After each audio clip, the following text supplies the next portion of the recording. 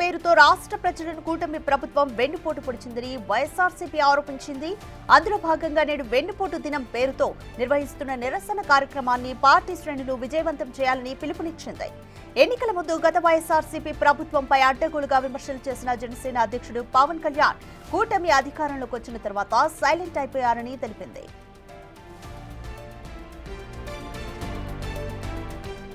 సంక్షేమ పథకాలు అమలు చేయకుండా వెన్నుపోటు పొడిచిన కూటమి ప్రభుత్వ మోసపూరిత విధానానికి వ్యతిరేకంగా నిరసన వ్యక్తం చేసే ఈ కార్యక్రమాన్ని విజయవంతం చేయాలన్నారు ఆ పార్టీ నేతలు.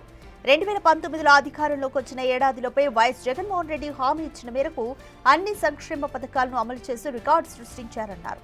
2024లో ప్రజలను మోసం చేయడం ఇష్టం లేకనే ఆయన ఆచరణ సాధ్యం కాని హామీలు ఇవ్వలేదన్నారు.